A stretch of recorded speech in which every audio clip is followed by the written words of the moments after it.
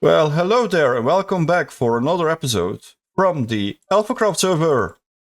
It is almost Christmas. At the time this video comes out, it will be the 22nd of December, I think. So, yeah, I'm wearing my Christmas jumper to be a bit in the festive spirit. But that's not what we're going to talk about. I almost fell off the cliff there. Let's take a look what we've been working on this last week. Because a lot has been done. We started off with the cliff, which is the beginning of like the first building of the actual base. I will be explaining a bit how that's gonna work in a little bit when we make our way down here. I still have a few things to fill in and stuff. Anyway. So, cliff. Yes, cliff. This is the cliff, but it also will function as a dam, basically. So what the function will be, you can see these little indentations, I would always say, with an archway, and it kind of gives away that there will be a building sitting in front of these, on top of these channels, with a huge water wheel inside of them. So then we have the dam. We have a way of steer the water, and there will be a reservoir lake behind the dam, and like steer the water into the water wheel spins, produces energy. And in these little indentations, we can then install the, well, some would say the control gates, floodgates, I don't know, gates, water gates. Most certainly not the skeleton horse gate. Yeah, So yeah, these gates can then be raised and lowered, and like water flow. So if the gates are nearly open, then you would have a lot of pressure rushing in. But if the gates are open, then the pressure is lower, but the amount of water is more. So what would affect the speed of the water wheel the most then? Anyway, let's head down to the base or the storage.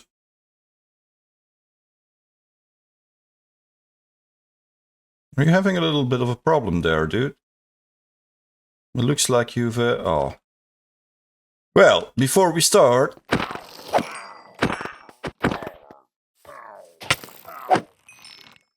There we go. Hi, Dunk. I do know you love my carrots, don't you? You know what? Here, you can have one. Because I'm a good donkey owner, aren't I? Yes, I am. Oh, you cute little donkey. Anyway. So as you can see, we did a lot of work on... Well, a lot. We did some work on the texturing. Like, the floor has been changed up.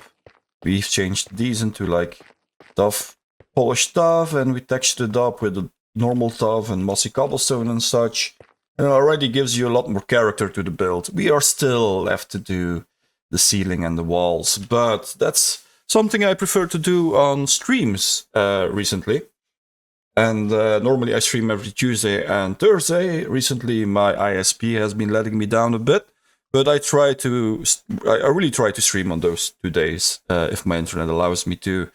And then we can make some progress together on these, like, I was going to say little tasks, but it's not really a little task anymore. But yeah, that's kind of stuff we do on stream. What else have we been doing? Let's maybe do a little show and tell, shall we? Because most of these farms, or you already know how the mechanics work, or you have already seen how the farms are built. And most of these are pretty standard farms, as you will see. So, yeah. Let's start off with what's been built down there. If we are lucky, we can see one spawning in anytime now. Anytime now. Come on, farm, don't leave me hanging. Don't leave me hanging like this. Come on. It's gonna leave me hanging like that. But yes, that's an iron farm. Let me quickly head down there.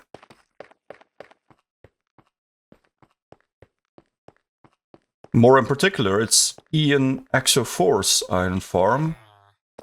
And he... Oh, there we go. That was a golem. That was a golem. When I didn't need you, there was a golem. Anyway. So this is basically his first day iron farm. It's such a simple design. And like iron farms these days, they are extremely easy to make. Like, we can't hide it. They are a little bit too easy to make. Because you get so many items from one. And you can craft so many items, or so many items require iron in their crafting recipe. And yeah, they are just... I literally dumped 3 villagers in a hole with a bed. And have a zombie sitting in front of them in a boat. And then a few clever slabs and a trapdoor, and that's it. And then all the items get funneled. That's the wrong pickaxe. Anyway, all the items then get funneled into this system. Let me quickly see. I have a torch on me. Do I? I have a torch on me. Perfect. So the items get then funneled in this system. This gets sent up there. Poppies are filtered out. They are bone mealed, sent into a crafter that then crafts it into... Oh, right. There's a slab. Then crafts it into bone blocks. And this one then gathers all the iron ingots. The iron ingots get crafted up into iron blocks. The only thing I still have to do is... yeah, you can barely see it because it's pretty dark in here, but... Wait, I can free cam up, can I? Yeah, there we go. So this hopper still needs to be hooked up to like an overflow protection system. But I was just thinking, if this one is the overflow, then all of these have to fill up first. That means that the crafter will have a backlog of like a stack of bone block, or a stack of... Hey, can you be a bit more quiet, please? Thank you. A stack of iron blocks. So, maybe I have to do a system where this, the moment the item sits in this barrel... Hey, Stina. Oh, and hey, Jen.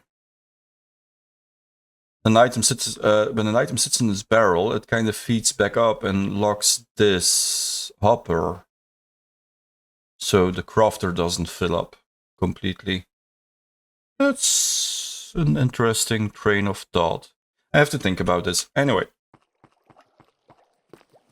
I also will have to fix this hole in the wall. But yeah. It's been producing, so I can't complain about the iron output, and I get a few bone blocks in on the side, which is always a good thing. And then we also have villagers. Oh, everybody is joining right now. Hey, Northern Ice Wolf. But yeah, I have 9 farmers sitting on this side. They are all being cured up.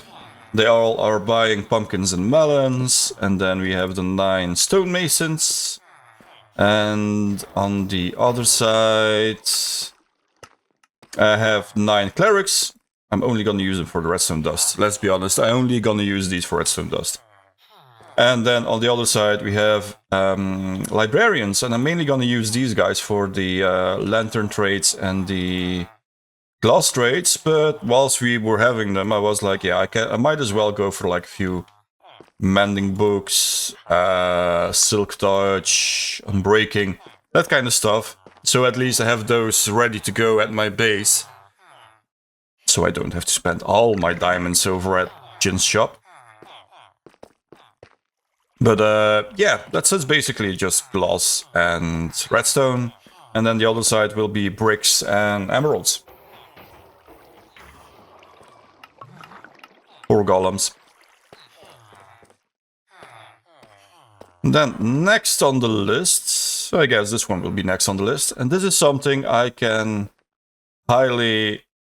how do you say this? I can highly... You really should build this.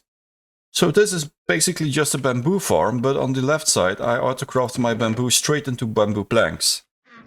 And you may ask, recommend, that's the word I was looking for. I would highly recommend to build this like this. So I have these going straight into planks. Why? Because planks basically mean that you can immediately craft your chests, your barrels. You can use them for your piston recipe. You can use them in the no block recipe. Like anything that requires a ton of wood that you normally would have to use spruce or oak or any like more valuable wood type for. You already have the planks right here, sitting right here. And then the other side is the raw bamboo. And I was thinking that maybe if this starts, or this is completely full, the bamboo would be sent into an auto furnace, or an automatic furnace array. A super smelter. Yeah.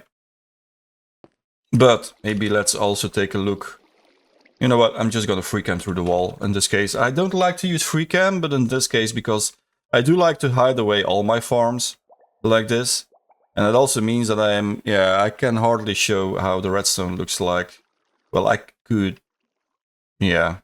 Anyway, this is a bit of like an own design, but yeah, it's all basically the same thing, right? So the bamboo grows up, and in this case, these observers pick up the signal, send the signal through this node block, and then it's just a node block observer, all the way to the back. And these node blocks are also observed by this observer, who power the pistons.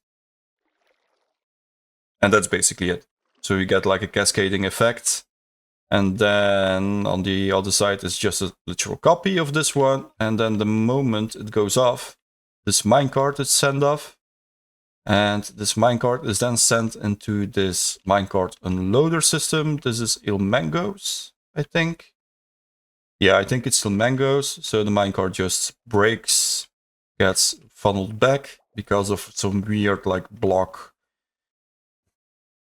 stuff. I mean, if anyone can explain it a lot better than I can, then it's Ilmango himself. And then the minecart gets back dispensed up and sent back and sits there until the next harvest. And this side, you have seen this form of tileable crafter before in the iron farm. But then on the other side, like when this one crafts a bamboo block, or bamboo, is it bamboo block? Bamboo log? Block. We'll go with block. Bamboo block, then this one also triggers, but with a tiny bit of delay, so the bamboo block immediately gets then auto-crafted into the planks. And the other side just feeds directly into storage. So yeah, easy does it. And it's a nice farm, it got a good output. It's more than enough for, for me basically. It's my own base. And if you want to sell the bamboo blocks, we can still craft these up, because we will have these 9 chests filling up.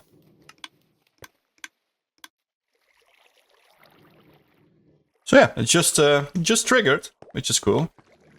Normally, yeah, there we see. You can see the bamboo flowing in, and I think this side was not triggered. It's only the bamboo side, yeah. They both work independently from each other, so that's cool. And then next on the list, yeah, of course this room will still need a lot of decoration. I just started with these columns, and yeah, it will all tie into this more gothic feeling room basically. And this is a pit, so you can see from the top how this iron golems are, well, giving me their iron. And then on this side we have a classic melon and pumpkin farm. So let's go and take a look through the wall again. These are, I think it's also Ilmango that came up with this one back in the days, but I'm like years and years and years ago. But yeah, so on this side we have the melons, picked up by a minecart, a little offloading station, sends the melon slices into a water stream, up to a crafting setup, a bit different than the other one because I didn't really have any room constraints, or I didn't have to tile it with anything else. And then this autocrafter crafts it up right into melons. And the other one is the pumpkins, Pumpkins get then dispensed also in the water stream and get sent straight into storage. And these little modules, I still have to fill these in with lava, I think. Oops. But yeah, those will then be destroying all overflow. Pretty easy, but it gives you all the melons and all the pumpkins you need to then convert into emeralds. And yeah, people that know a bit of redstone, and well, not really redstone, that know a bit of like Minecraft mechanics and farms, they might already know what these are sitting here for. But we have this little system on the server this season, and it's the guild system, and I am part of the Forestry Guild. Yet, what does that mean? That means that myself, Bees, and Rusty Old Man will be the ones responsible for the wood shops. And we will be selling the overworld wood types to the other server members. But of course, to sell them, you first have to produce them. And to produce them, you need a lot of bone meal. And to get a lot of bone meal, yeah, you need an additional farm for that, basically. Yet, I haven't built any moss farm, which is like the most, or the easiest way to get a lot of bone meal. I was caving the other day, and I found a double skeleton spawner. It was actually quite funny, because they were both sitting at the outer end of a mine shaft. And they were literally like very close to each other, which meant that I went and found one of them, and then I turned back and blah, blah, blah, lit up more, and then I reached another skeleton spawner, and I was like, wait, didn't I just light one up? And then I lit it up, and all good, and I went back, and then I came to the first one again. And I was like, wait, didn't I? And it took me several minutes, and I'm not even joking, it took me a ridiculous long time before I realized that it was two of them. But here we are at the double skeleton spawner. I went ahead and I dug everything out like this. You know, people have seen spawners and spawning rooms like that more than once before. So I didn't really record any of this, but I'll show you how it works. So when I stand here, which is the killing spot, I activate both of these spawners. So one is up here and one is down there. And when they spawn their skeletons, it also functions as a little glowing farm, by the way. So these also get funneled in with the rest of the skeletons every now and then. Just kind of funny. But they get funneled in and they get sent up the bubble column. It would have been such a great timing if one just flew up, but yeah, no. And then they all get collected in this area. I didn't bother with building it like 21 block drop shoot and a one hit kill, because, you know, like at this point in time we all use a sweeping edge, and I have a sharpness 5 sword, so I don't really have to bother with that. But when I kill them, their items flow through a little system down here. So I have 2 item sorters. At the moment this one is set to bones, and the other one is set to arrows. And then the bones get sent through this little crafter setup.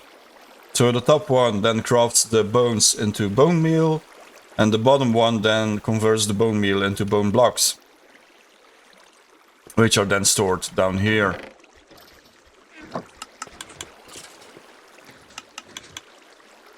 There we go. Bones, and then... No? No? Nothing?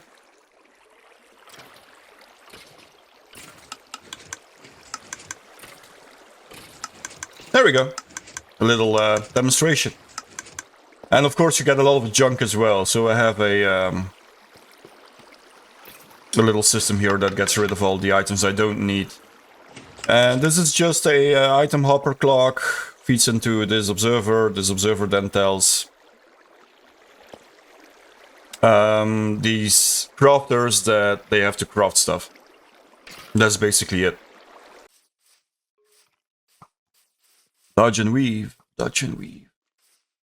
Dodge And weave, and to the left. Dodge the creeper, dodge and weave again, and... Ooh. You can't hit me, you can't hit me, haha. Ow.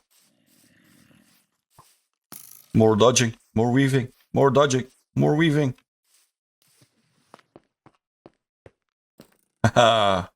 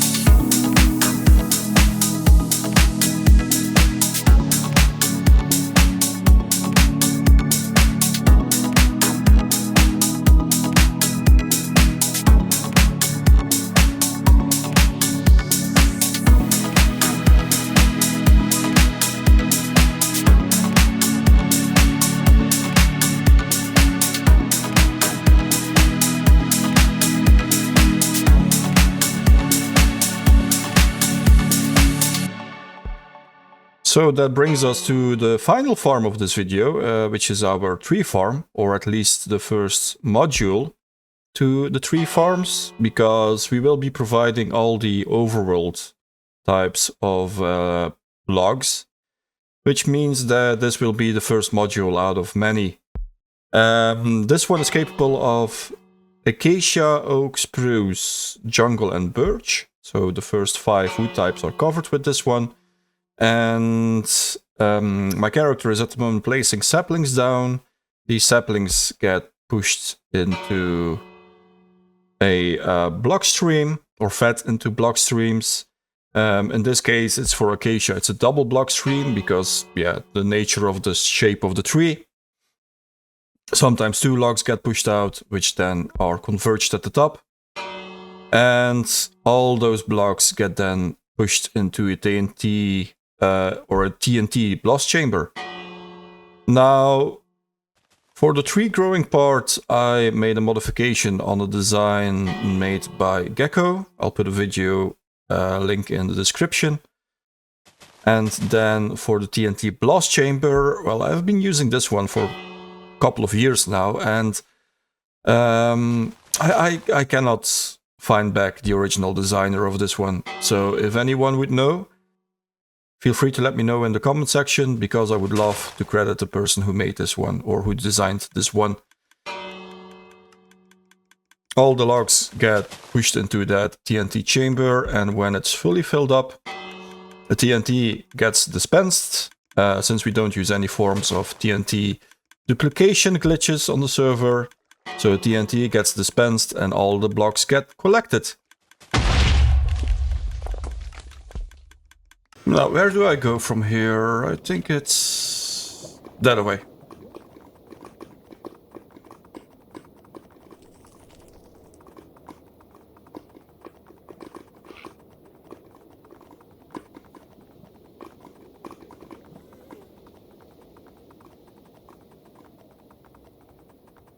Oh, missed it.